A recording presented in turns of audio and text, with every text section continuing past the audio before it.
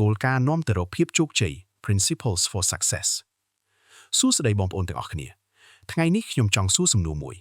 តើអ្វីជាភាពខុសគ្នារវាងមនុស្សដែលជោគជ័យនិងមនុស្សដែលនៅដដែលតើវាជាសំណាងតើវាជាទេពកោសល្យឬជាគ្រួសារអ្នកមាន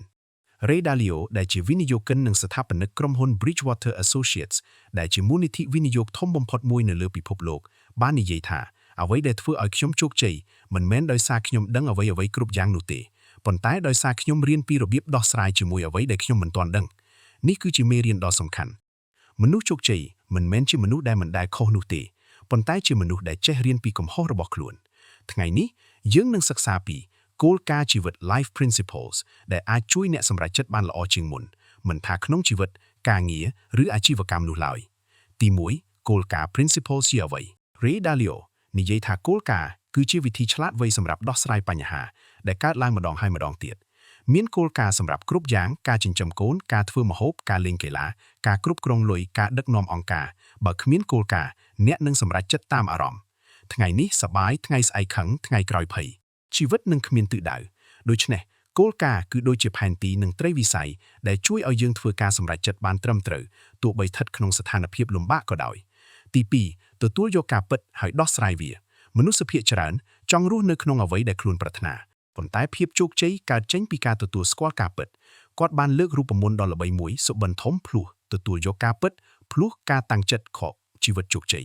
ឧទាហរណ៍បើអ្នកជាម្ចាស់អាជីវកម្មហើយការលក់ធ្លាក់ចុះកុំបដិសេធការពិតកុំបន្ទោសសេដ្ឋកិច្ចឬអតិថិជនជានិច្ចត្រូវសួរថាតើផលិតផលខ្ញុំមានបញ្ហាឬ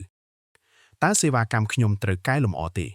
តើខ្ញុំកំពុងសម្រេចចិត្តដោយទិន្នន័យឬដោយអារម្មណ៍ការមើលឃើញការពិតឲ្យច្បាស់គឺជាជំហានដំបូងនៃការកែប្រែទី3ការឈឺចាប់ភ្លុះការឆ្លុះបញ្ចាំងអង្គលការរីកចម្រើន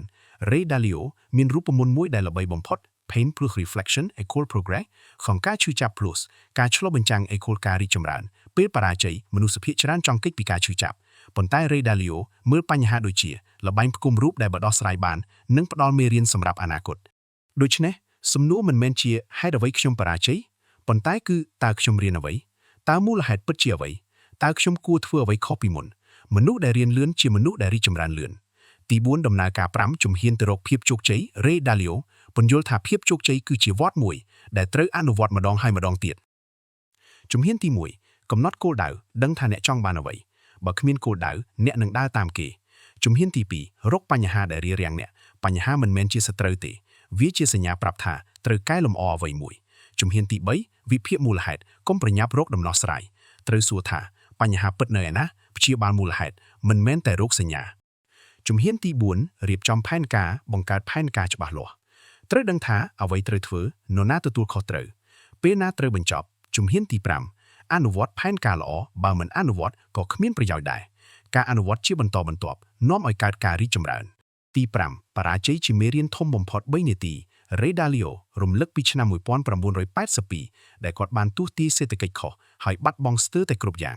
ក្រុមហ៊ុនរបស់គាត់សល់តែបុគ្គលិកម្នាក់គឺខ្លួនគាត់ហើយថែមទាំងត្រូវខ្ចីលុយពីឪពុកដើម្បីបង់វិក័យប័ត្រប៉ុន្តែគាត់មិនបោះបង់ទេគាត់យកកំហុសនោះមកវិភាគនិងកែប្រែវិធីគិតគាត់និយាយថាតែងតែមានផ្លូវដ៏ល្អបំផុតទៅមុខបើអ្នកព្រមទទួលយកការពិតហើយឆ្លុះបញ្ចាំងពីវាទី6ឧបសគ្គធំបំផុត2 Ray Dalio និយាយថាយើងទាំងអស់គ្នាមានឧបសគ្គផ្លូវចិត្តធំពីរ1 Ego barrier អាត្មាចង់ត្រូវជានិច្ចមិនចង់ទទួលស្គាល់កំហុសមិនចង់ស្ដាប់អ្នកដទៃបើអាត្មាធំពេកការរៀននឹងតូច2 Blind spot barrier ចំណុចខ្វះការមើលឃើញគ្មាននរណាម្នាក់អាចមើលឃើញគ្រប់ជ្រុងជ្រោយនៃការពិតទេមនុស្សម្នាក់ៗមានចំណុចខ្លាំងនិងចំណុចខ្សោយខុសគ្នាដូច្នេះត្រូវស្វែងរកមនុស្សដែលគិតខុសពីយើងដើម្បីបំពេញចំណុចខ្វះរបស់យើងផ្នែកទី7បើកចិត្តនិងសហការជាមួយមនុស្សឆ្លាត3នាទី Ray Dalio បានផ្លាស់ប្ដូរពីការចង់ត្រូវទៅជាការចង់ស្វែងរកការពិតគាត់ចាប់ផ្ដើមស្វែងរកមនុស្សដែលមានគំនិតខុសពីខ្លួនដើម្បីពិភាក្សាដោយស្មោះត្រង់និងរៀនពីគ្នាទៅវិញទៅមកគាត់ជឿថាការធ្វើការជាមួយមនុស្សដែលមានទស្សនៈផ្សេងៗនិងមានសមត្ថភាពខ្ពស់នាំឲ្យការសម្រេចចិត្តប្រសើរជាងការពឹងលើគំនិតរបស់ខ្លួនឯងតែម្នាក់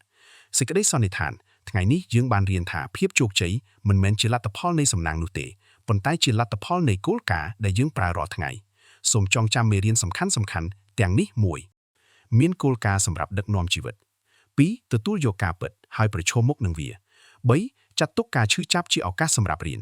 4អនុវត្តដំណើរការ5ជំហានទៅរកភាពជោគជ័យ5រៀនពីបរាជ័យ មិនមែនរត់គេចពីវា6កាត់បន្ថយអាត្មានិងទទួលស្គាល់ចំណុចខ្វះរបស់ខ្លួន7បើកចិត្តទទួលយោបល់និងធ្វើការជាមួយមនុស្សដែលមានទស្សនៈខុសពីយើងសូមចងចាំពាក្យមួយរបស់ Ray Dalio ដែលជាសារសំខាន់បំផុតនៃសៀវភៅនេះកុំខ្លាចការតស៊ូចូលមានភាពក្លាហានក្នុងការរៀនកែលម្អខ្លួននិងវិវត្តទៅមុខជានិច្ច